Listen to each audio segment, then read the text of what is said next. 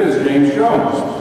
James Jones, a retired U.S. Navy decorated disabled veteran of 3 wars, Vietnam, Beirut, and the First Gulf War.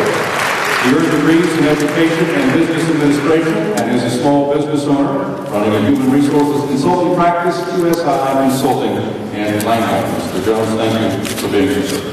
Thank you very much for inviting me. Let's begin with, why do you want the job, and explain how you are the best person to defeat Congressman Patrick Murphy. Well, first of all, I want to thank everyone for being here tonight. Certainly want to extend my appreciation to the Kitchen Table Patriots for their courage and efforts of putting this together. And I think it's time for a real significant candidate who can get that vote, that crossover vote, who can make a significant difference. I've retired from the United States Navy as a decorated disabled veteran. I've been in the international markets. I've dealt with ambassadors, presidents of other countries. I've worked with small businesses. I've helped them to understand what it means to make payroll. I know how to make payroll, okay? And I think that's very important for a candidate to understand the nuances of paying taxes and creating jobs. So it's been very important for me in my endeavor to run for this, to create jobs, to help folks to reduce their taxes, and to be able to try to enjoy some kind of quality of life. Next question. What should the federal government's role be in managing, controlling, or delivering health care? I'm sorry, could you repeat that question? Yes, sure. The federal government's role, what should it be in managing, controlling, or delivering health care? The federal government should not be involved with health care whatsoever. First of all, the government, the United States, already look like a third world country. And I think it's a flaw on our part to allow this healthcare reform to go forward. So in 2010, we're going to repeal this. First of all, the government is trying to create a socialist or Marxist society where all of us are under the same one roof. We know for a fact that it is private enterprise that creates any part of gross domestic product. And we want to create jobs. Healthcare is out of priority. We are not going to be able to create jobs based on healthcare. If a person is unemployed, it's going to be impossible for him to be able to work, to pay for anything. And I've had many doctors, and I've had human resource professionals right here in the 8th District come to me and say, James, what are we going to do? The doctors are fearful of their malpractice insurance going up, and HR professionals are insecure about being able to recruit and retain good people. Just a quick point of clarification. When you say the federal government should not be involved in health care, would you roll back Medicare, Medicaid, government health benefits?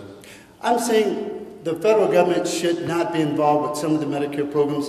Medicare and Medicaid certainly needs to be scrutinized and evaluated because there's a tremendous amount of fraud that goes on in it right now. There needs to be more transparency so that we're not wasting dollars. Next question. What is the 10th Amendment to the U.S. Constitution, and what does it signify to you? And can you give examples of where you think it may have been violated?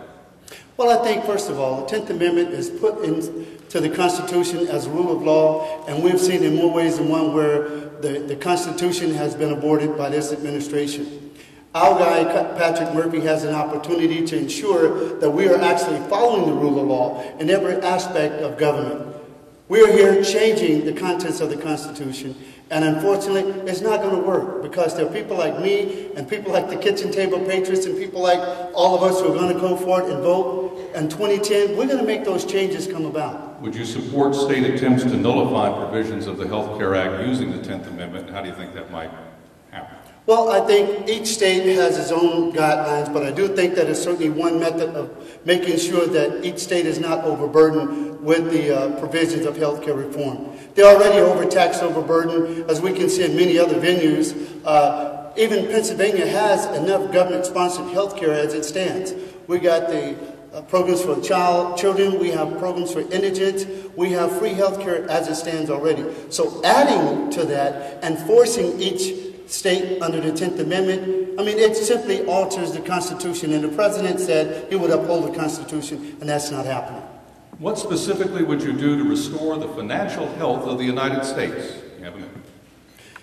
First of all, our image across the globe is as if we're a third world country. We've got to change that. We've got to get people back to work. We have one of the highest rate of unemployment right now in more than 40 years. Our unemployment is 10.8% in some areas and up to 20% in others. We have to restore confidence in American people. We have to make people understand that there's another option.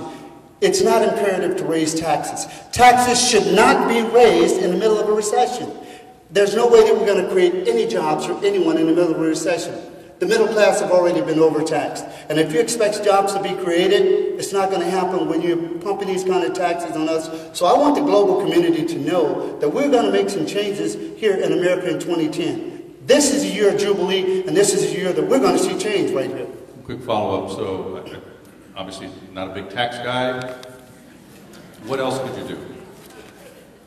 Well, I think I would make a much simpler tax. I think if we're going to inspire small businesses, which create 85% of jobs in America, if we're going to inspire small businesses to put their anatomy on the line, we have to be willing to offer some kind of incentives, some tax breaks. And as your congressman, I will be a business developer for bringing new manufacturing jobs back here to the 8th District.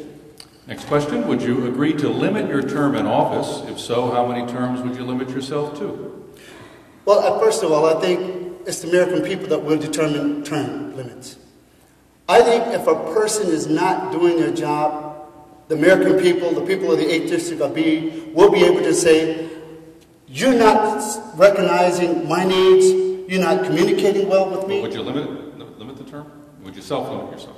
Would I limit the terms of my... Absolutely. Yes, I would. Give me a number. How many terms? I would say 2 terms. Okay. And I think I know the answer to this, but I have to ask it. Will you pledge to vote against every income tax increase and every hidden tax, such as those proposed in health care reform? Yes, I will.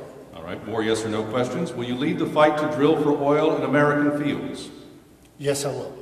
Will you lead the fight to build new nuclear power plants in the United States? Absolutely. Do you believe man-made pollution is a significant part of global warming? No, I do not. Do you believe Roe v. Wade should be weakened to any degree? Yes, it should. President Obama has directed federal authorities not to go after people who use marijuana for medicinal purposes in states that have authorized the use of medicinal marijuana. Do you agree with his order? No, I do not.